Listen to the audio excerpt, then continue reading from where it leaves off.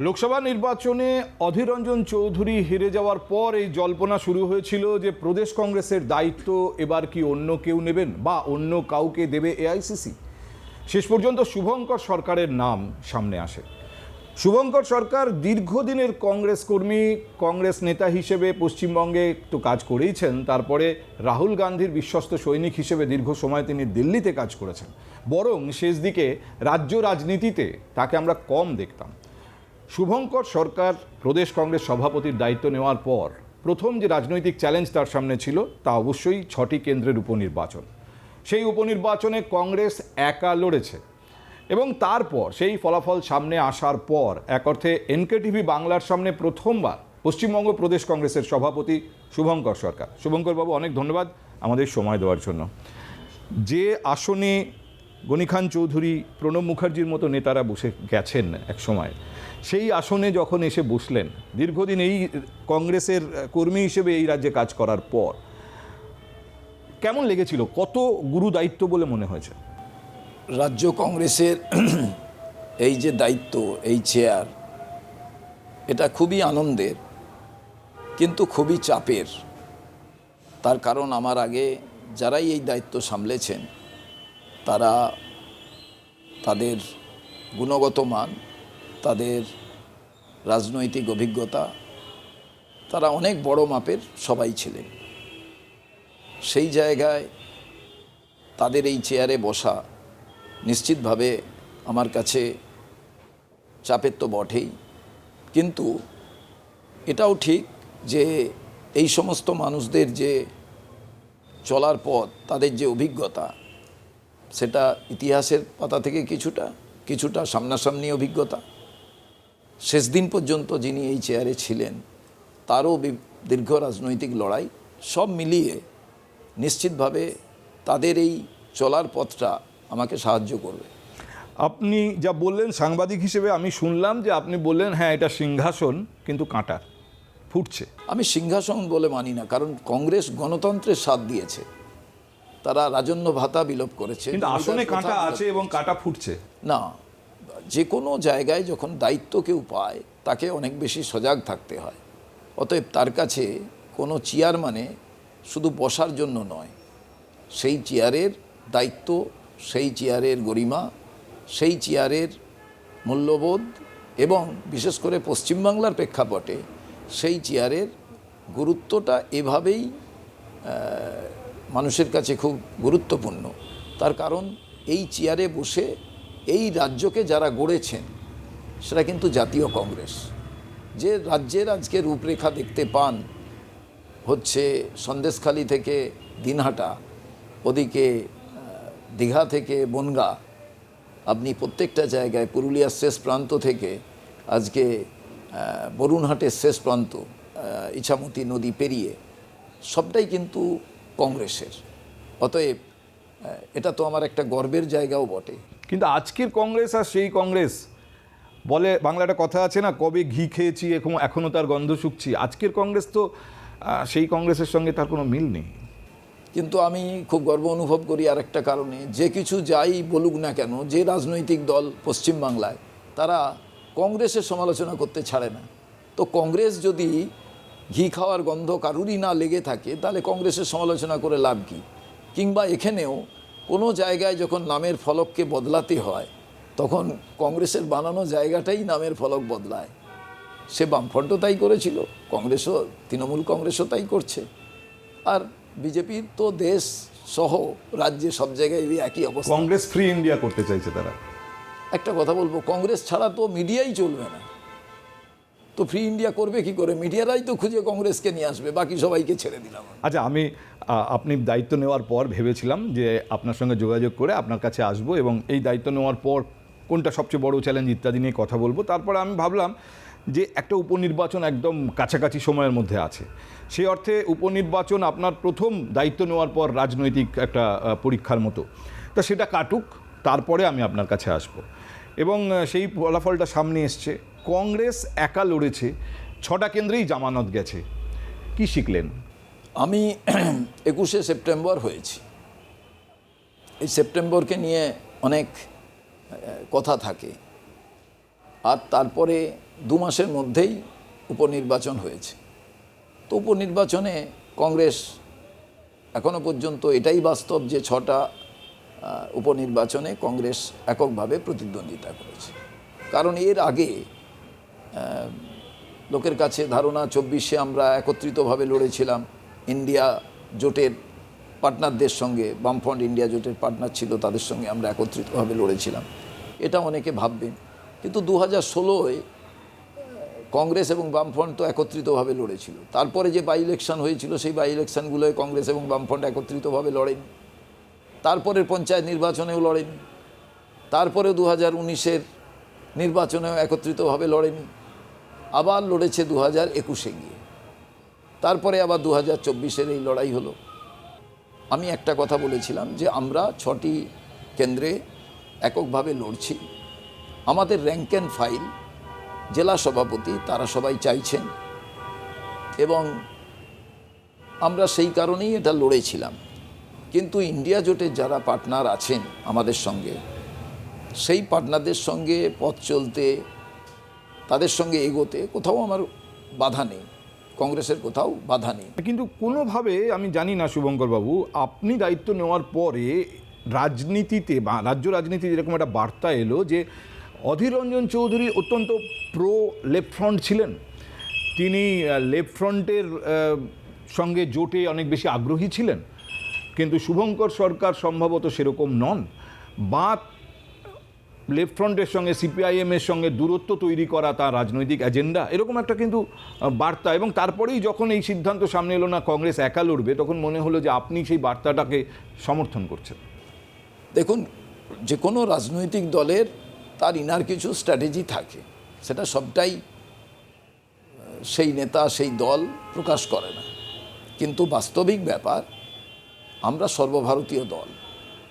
আমার আগে অধীর রঞ্জন চৌধুরী সভাপতি হিসেবে যে সিদ্ধান্ত নিয়েছেন তারও কোনো সিদ্ধান্ত একক নয়, কারণ আমাদের সর্বভারতীয় ক্ষেত্রে সিদ্ধান্তটাই আমাদের গৃহীত হয়। আমিও যে সিদ্ধান্ত নিয়েছি কোনোটাই একক সিদ্ধান্ত নয়।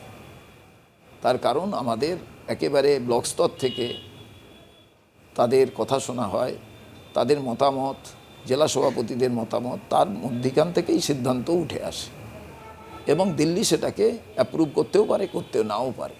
তার কারণ কংগ্রেসকে পশ্চিমবাংলায় কিছু ঘটলে তার উত্তরও কিন্তু সেটা কাশ্মীরেও দিতে হতে পারে, সেটা কর্ণাটকেও দিতে হতে পারে, সেটা রাজস্থানেও দিতে হতে পারে। ঠিক ওই রকম ঘটনাটা আমাদের পশ্চিমবাংলায়ও দিতে হয়। কিন্তু তার মানে আপনি বলতে চাইছেন যে এই একা লড়ার সিদ্ধান্তটা আপনার একক নয়, এটাও বিভিন্ন ফিডব্যাক নিয়ে এবং ফাইনালি এআইসিসির অ্যাপ্রুভাল নিয়ে আপনারা এগিয়েছেন। একটা কথা বলুন, যে কোনো জায়গায় অ্যালায়েন্স পলিটিক্সেরও যে কোনো পার্টনার চাইবে যে তার যারা পার্টনার তারা কারুর লাইবিলিটি যাতে না হয়। কোনো জায়গায় লড়াই করতে গেলে আমি বারে বারে দুটো কথা বলেছি যে দেখুন, লড়াই করতে গেলে দুজনকেই শক্তিশালী হতে হবে এবং দুজনকে শক্তিশালী হতে গেলে দুজনকেই ভিটামিন প্রোটিন এককভাবে গ্রহণ করতে হবে। তার ভিটামিন প্রোটিনটা কি? তার রাজনৈতিক নিজেদের কর্মসূচিকে বাস্তবায়ন করা, কর্মসূচিকে রূপায়িত করা, মানুষের সঙ্গে সংযোগ বাড়ানো, দলকে শক্তিশালী করা। আমাকে দিল্লি কি বলেছে? আমাকে দিল্লি বলেছে দলকে শক্তিশালী করতে হবে। আমাকে দিল্লি বলেনি যে ডান হাত ধরো, বাঁ হাত ধরো, আমাকে এসব কোনো কথাই বলেনি। একদম। তার কারণ দিল্লির কাছে দলকে শক্তিশালী করা, রাজনৈতিকভাবে যে কোনো নির্বাচনের আগে দল বিভিন্ন স্ট্র্যাটেজি গ্রহণ করে এবং দলের দুর্বলতা খুব পরিষ্কার এই 6টা রেজাল্টে। ফলে এবার তো আপনাকে একটা সিদ্ধান্ত নিতে হবে। 24-এর প্রায় শেষ হয়ে গেল, মাঝখানে একটা বছর, 26-এ বিধানসভা নির্বাচন। আপনাকে আমি আজ একটা কথা বলি, দলের দুর্বলতা, আমি যাদের সঙ্গে জোটের কথা আপনি বলছেন, আমি যদি বামফ্রন্টের সঙ্গে জোটই করতাম তাহলেও কি বামফ্রন্টের জামানত কোথাও বেঁচেছে? আমার জামানত নেই, বামফ্রন্টেরও তো জামানত নেই। দুজনের ভোট একত্রিত করেও 10% ভোট বাড়ান, তাহলেও তো জামানত থাকবে না। আসল কথা, পশ্চিমবঙ্গে যে বাইনারি পলিটিক্সটা আছে, যতদিন পর্যন্ত বিজেপি মুসলমানদের ভয় দেখাবে, সব মুসলমান গিয়ে মমতা বন্দ্যোপাধ্যায়কে ভোট দেবেন, তৃণমূল কংগ্রেসকে ভোট দেবেন। এটা আপনি একদম পরিসংখ্যান বিচার করুন। যারা পরিসংখ্যান বিচার করেন, যারা সেফোলজিস্ট, তারা এটা ভালো করে জানেন। এবার ঘটনাটা কি? সেই ঘটনার প্রেক্ষাপটে আমরা যেটুকু ভোট পেয়েছি, এবং আমি তো সিতাইয়ে আমরা 1.66% পেয়েছিলাম, 3000 সামথিং আমরা ভোট পেয়েছিলাম। সেই সিতাইয়ে আমরা এবার জয়েন্টলি পেয়েছিলাম, আমরা এবার 9000 উপরে ভোট পেয়েছি এককভাবে, যেটা 2021-এ দুজনে মিলে 3000 ভোট পেয়েছিলাম, 3000 সামথিং ভোট পেয়েছিলাম, মানে 500ও নয়। আর সেটা আমরা পেয়েছি 9000-এর উপর। আবার ফরওয়ার্ড ব্লক এককভাবে লড়ে সেও 3000-এর উপরে ভোট পেয়েছে। এবার প্রশ্ন হচ্ছে, এই দুটো ভোট একত্রিত করেও বাস্তব যে চিন্তাটা, সেটা হচ্ছে দুটো ভোট একত্রিত করেও তৃণমূল কংগ্রেসকে চ্যালেঞ্জ করা যাচ্ছে না। তার কারণটা কি? তার কারণ তৃণমূল কংগ্রেসের যারা জিতেছেন তারা যদি 162 ভোটে জিততেন, তারা অনেক বেশি যে কোনো পাবলিক প্লেসে আত্মমর্যাদা নিয়ে ঘুরতে পারতেন। না, তাহলে ব্যাপারটা কোন জায়গায় এসে দাঁড়াচ্ছে? আপনাকে তো একটা সিদ্ধান্ত নিতে হবে। সামনে 26 এগিয়ে আসছে, কয়েক মাস মাঝখানে সময়। কংগ্রেস তো একটা কোনো রাস্তা নেবে, প্রদেশ কংগ্রেস, পশ্চিমবঙ্গে কংগ্রেস। আপনার রাজনৈতিক রাস্তাটা কি হবে সেই সম্পর্কে কোনো সিদ্ধান্ত নিতে পেরেছেন? সেই রাজনৈতিক রাস্তা কি হবে আমি এখন প্রেস ডেকে ইন্টারভিউ দিয়ে বলবো? সেটা তো প্রেস ডেকে ইন্টারভিউ দিয়ে বলবো না। তার কারণ ভারতবর্ষে একটি রাজনৈতিক দল, দুটো এমপি ছিল। সেই রাজনৈতিক দলটি আজ ভারতবর্ষ শাসন করছে। এইবার প্রশ্ন হচ্ছে, রাজনৈতিক চিন্তাধারা, রাজনৈতিক কর্মকাণ্ড একটা রাজনৈতিক দলের অনেক কিছু বিষয়ের ওপরে নির্ভর করে। তার মূল বিষয়টা হচ্ছে যে আমি মানুষের সঙ্গে কেমনভাবে যোগসূত্র স্থাপন করছি। আমার যেটা মনে হয় যে পশ্চিমবঙ্গের সমস্ত মানুষের আশা ভরসা কিন্তু কংগ্রেস, কিন্তু কংগ্রেসকে দূরে সরিয়ে রেখেছে অভিমান প্রজন্মের পর প্রজন্ম চলে। 50 বছর কংগ্রেসকে দূরে সরিয়ে রেখেছে। কারণ আছে, এটা কারণ আছে, সেই ব্যাখ্যাটা আপনাকে মানতে হবে। সেটা হচ্ছে, নতুন প্রজন্মের কাছে যে বার্তাটা, তারা কেউ তো সেই সময় কংগ্রেসের আজকে 65% যুব সম্প্রদায়ের ভোটার, যারা কংগ্রেসের জামানাটা দেখেননি। সেই সময় যে তার বাবা কারখানায় চাকরি করতেন, তার বাবাকে অন্য রাজ্যে চাকরি করতে হতো না, পরিযায়ী শ্রমিক হতে হতো না, সে কিন্তু জানে না। সে জন্ম থেকে দেখছে এটাই। আপনার বয়স যা, কংগ্রেস আমলের কারখানা যা বন্ধ হয়েছে, তারপরে সেই কারখানা আর কিন্তু খোলেনি। তৃণমূলের সময় এসে সেটা মাল্টি স্টোরেড বিল্ডিং হয়ে গেছে। শ্যামবাজার থেকে ব্যারাকপুর পর্যন্ত যান, দুই পাশে বড় বড় মাল্টি স্টোরেড। বয়স্ক হচ্ছে বৃদ্ধ আছেন, ছেলে অন্য রাজ্যে চাকরি করছে। এই পরিস্থিতিটা বাংলায় হলো কেন? আমি সভাপতি হয়ে আমার যেটা মনে হয়েছে, যে দলকে হচ্ছে ভোটমুখী সংগঠন বানাতে হবে এবং দলকে হচ্ছে আন্দোলনমুখী করে তুলতে হবে। আপনি অনেক ভালো ভালো কথা বলছেন, যুক্তিপূর্ণ কথা বলছেন, কিন্তু আলটিমেটলি মাঠে নেমে কংগ্রেস কি করছে? বাংলাদেশে কেন হিন্দু সন্ন্যাসী গ্রেপ্তার হয়েছে, শান্তি মিছিল করছে। আপনার কাছে, মানুষের কাছে পৌঁছানোর জন্য আপনি যা বললেন, এত ভালো ভালো রাস্তা বা ইস্যু বা পয়েন্টস থাকা সত্ত্বেও আপনি বাধ্য হচ্ছেন শান্তি মিছিল করতে। আপনারা মনে হয় জানেন না, আমি সভাপতি হওয়ার পর এটা আমার অবাক লাগছে যে আপনাদের বহুল প্রচারিত একটি ইলেকট্রনিক্স মিডিয়া, তারা খবর রাখেন না যে সারা বাংলায় মহিলাদের উপরে যে অত্যাচার হয়েছে, সেই অত্যাচারের প্রত্যেকটি জায়গায় পৌঁছানোর পর আমি কৃষ্ণনগরে দাঁড়িয়ে এসপি অফিস, কোতোয়ালি থানার সামনে থেকে সারা বাংলায় সমস্ত থানায় একই সময়ে হচ্ছে বিক্ষোভের ডাক দিয়েছিলাম, যেটা রাজ্য সরকারের তাদের রিপোর্ট অনুযায়ী, আর আমাদের রিপোর্ট অনুযায়ী বেশি, 81% উপরে, আমাদের রিপোর্ট অনুযায়ী প্রায় 90% থানার সামনে এই বিক্ষোভ সমাবেশ হয়েছিল। এবং যে আইন শৃঙ্খলা রাজ্যের, সেটা মেনটেন করতে পারছে না, ভালোভাবে প্রোগ্রাম হয়েছিল। নিত্য প্রয়োজনীয় জিনিসপত্রের দাম আকাশ ছোঁয়া। তার জন্য 9ই নভেম্বর সকালবেলা সারা বাংলায় একই সময় 8:30 থেকে 9:30 প্রত্যেকটি বাজারে সারা পশ্চিম বাংলার সমস্ত বহুল প্রচারিত ইলেকট্রনিক্স মিডিয়ায় দেখিয়েছে, আপনার মিডিয়াও নিশ্চয়ই দেখিয়েছে, আমি আশা করব। আপনারা খবর রাখেননি। আমি কাদের জন্য করেছিলাম?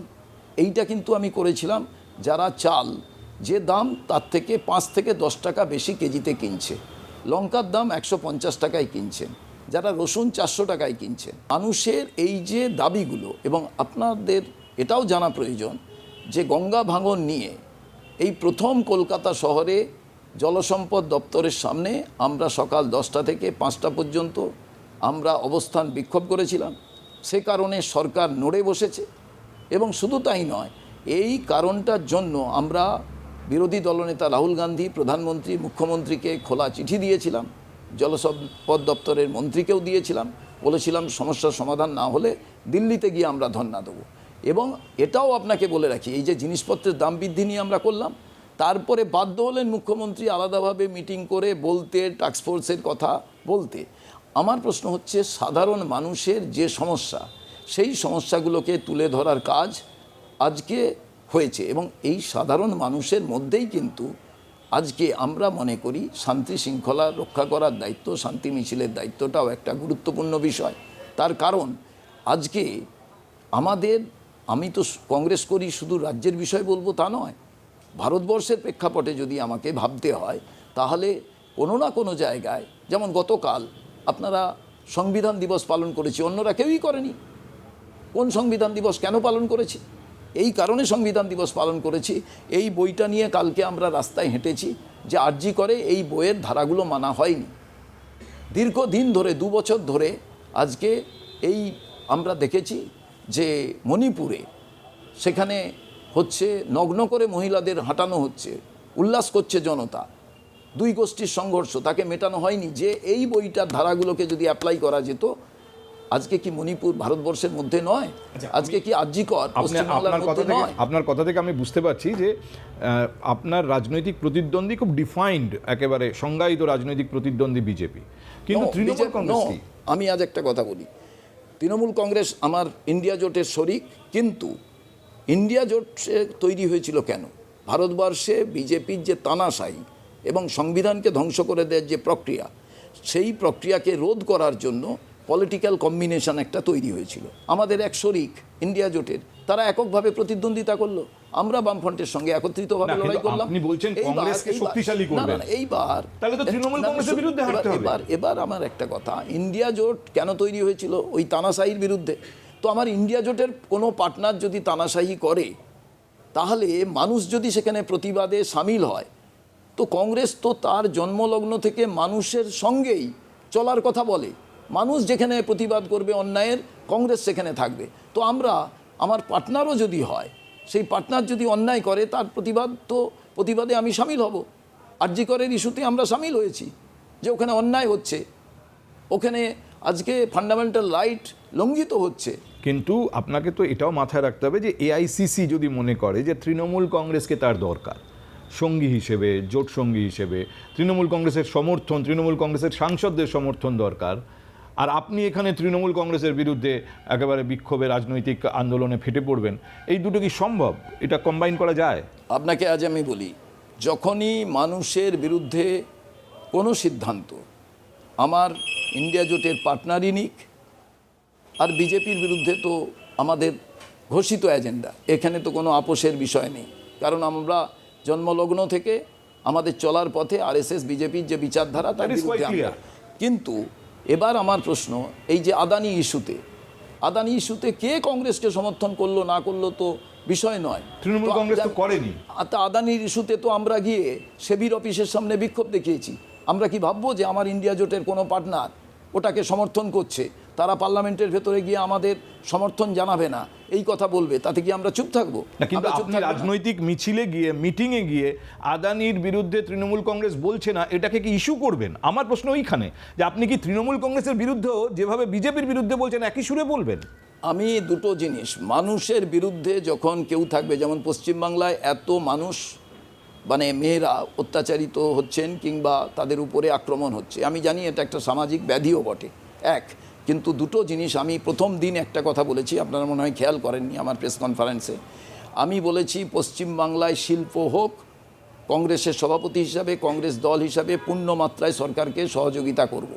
কিন্তু এই শিল্প করতে যারা আসবেন, তাদের কাছ থেকে যদি কেউ কাটমানি চান, তাদের কাছ থেকে চাঁদা চান, তাদের উপরে যদি জুলুমবাজি হয়, তাহলে কিন্তু কংগ্রেস তার চরম বিরোধিতা করবে। আমি মনে করি পরিযায়ী শ্রমিকদের সংখ্যা কমাতে গেলে পশ্চিমবাংলায় শিল্প দরকার, আমি সহযোগিতা করব। আমি যেদিন কর্মী ছিলাম, যেদিন সভাপতি ছিলাম না, সেদিনও কিন্তু আমি এই আমার ফিলোসফিটাকে মানতাম, এবং আমি এটাই মনে করি বাস্তব দিক, সেটা হচ্ছে পশ্চিম বাংলার বেকার ভাইদের কথা ভেবে পশ্চিম বাংলায় শিল্প চাই। আমি যখন বিরোধী থাকব, কনস্ট্রাকটিভভাবে আমি শিল্পের সমর্থন করব, কিন্তু রাজ্য সরকার যদি দেখে তার নিজেদের দলীয় কোন্দলে, দলীয় প্রবলেমে সেই শিল্প করতে পারছেন না, আর বিশেষ করে আইন শৃঙ্খলা যদি ঠিক না হয়, আপনাকে আমি আজ একটা কথা বলে দিচ্ছি, তাহলে রাজ্যের কোনোভাবে কোনো উন্নতি হতে পারে না। সে ইন্ডিয়া জোটের পার্টনার তৃণমূল 100 বার আমার হলেও আমাকে এই কথাটা বলতে হবে।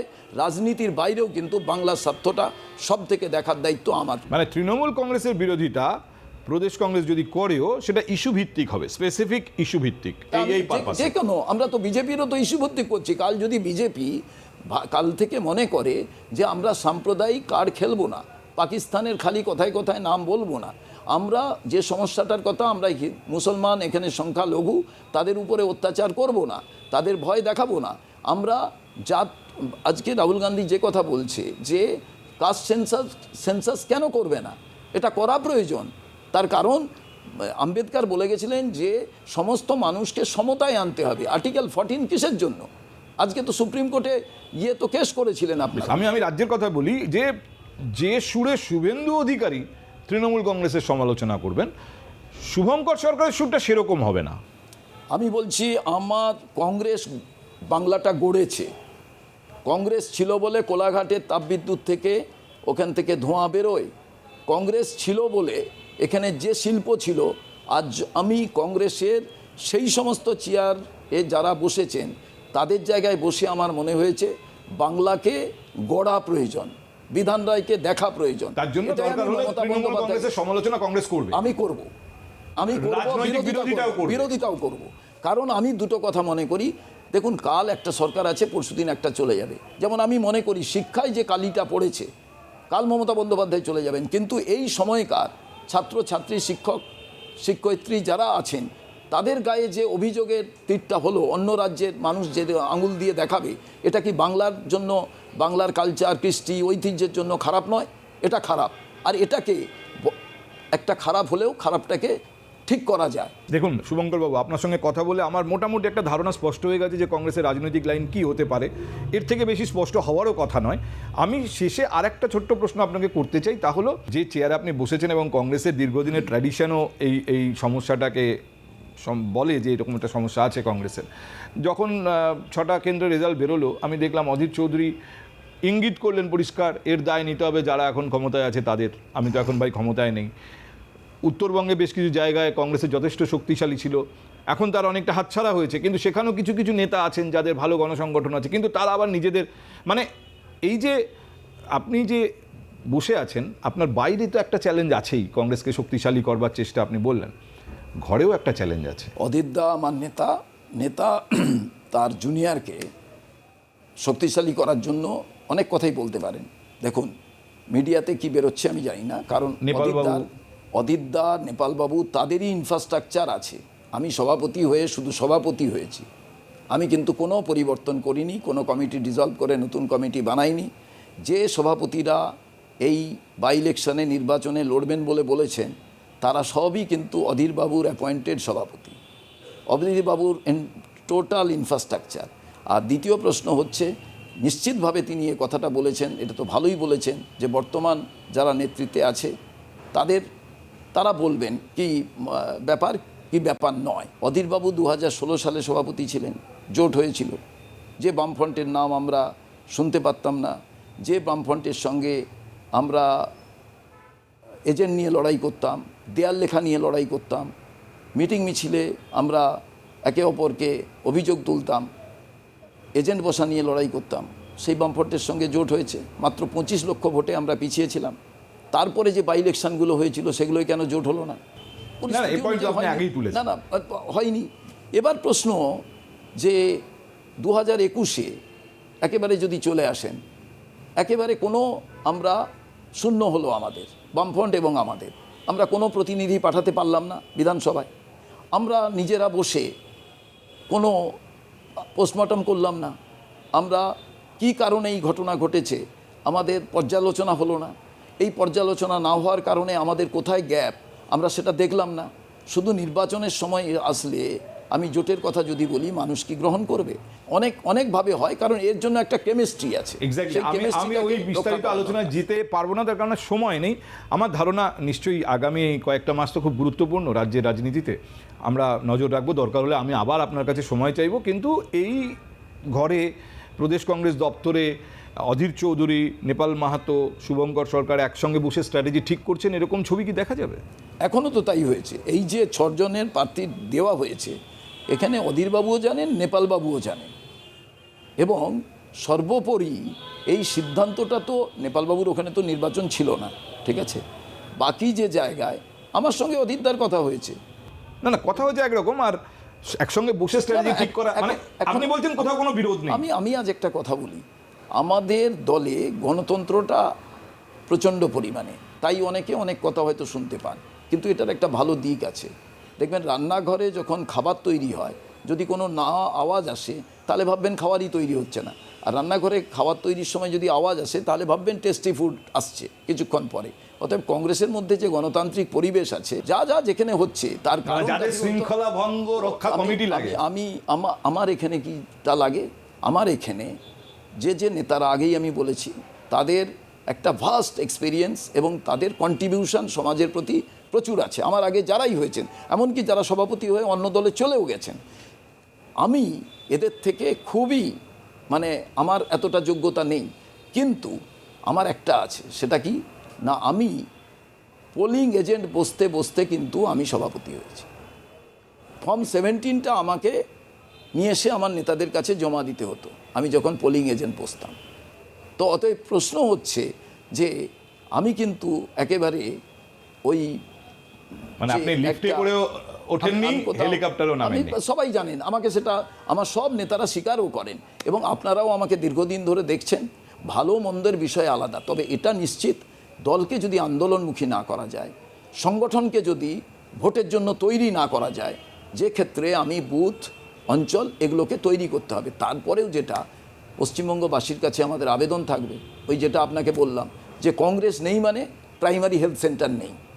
কংগ্রেস ছিল, অজিত পাঞ্জা অন্য দলে চলে গেছিলেন, সিদ্ধার্থ শঙ্কর রায়ের মন্ত্রিসভা, প্রাইমারি হেলথ মিনিস্টার হিসাবে প্রাইমারি হেলথ সেন্টার প্রত্যেক জায়গায় তৈরি হলো। আপনাকে ভাবতে হবে যে ঘর থেকে বেরিয়ে আমি একটা চিকিৎসা পাচ্ছি। এখন যতই সুপার স্পেশালিটি হসপিটাল হোক, আপনাকে ডিস্ট্রিক্টে যেতে হবে, কিছুটা দূরে যেতে হবে, অতএব আপনার রোগটা ততক্ষণে বেড়ে গেছে। তাই কলকাতা শহরে এত রুগীর চাপ। অতএব কংগ্রেসকে ছাড়া আপনি বাংলার উন্নয়নের কথা ভাবতেই পারবেন। অনেক ধন্যবাদ আমাদের সময় দেওয়ার জন্য শুভঙ্কর বাবু, এবং অবশ্যই আগামী কয়েকটা মাস কংগ্রেসের সভাপতি, প্রদেশ কংগ্রেসের সভাপতি হিসেবে আপনি কিভাবে এগোচ্ছেন, সেটাও একটা, আমার ধারণা কংগ্রেসের ইতিহাসে তো নিঃসন্দেহে সেটা একটা জায়গা পাবে। আমি আমাদের সবার তরফ থেকে আপনাকে অভিনন্দন জানাচ্ছি এবং সাফল্য কামনা করছি। অনেক ধন্যবাদ সময় দেওয়ার জন্য। মানুষের অভিনন্দনটাই আমার কাছে খুব গুরুত্বপূর্ণ। আমরা কথা বলছিলাম প্রদেশ কংগ্রেসের সভাপতি শুভঙ্কর সরকারের সঙ্গে। একটা ছোট্ট উপনির্বাচন পেরিয়ে এসেছি আমরা, কিন্তু আগামী কয়েকটা মাস খুব গুরুত্বপূর্ণ। 2026 বিধানসভা নির্বাচন, এবং নিঃসন্দেহে নতুন প্রদেশ কংগ্রেস সভাপতির কাছেও তা অ্যাসিড টেস্ট। কিছুটা আমরা আন্দাজ পেলাম ওনার সঙ্গে কথা বলে যে আগামী দিনে প্রদেশ কংগ্রেস কোন পথে চলবে। আপনারা দেখছেন NK TV বাংলা।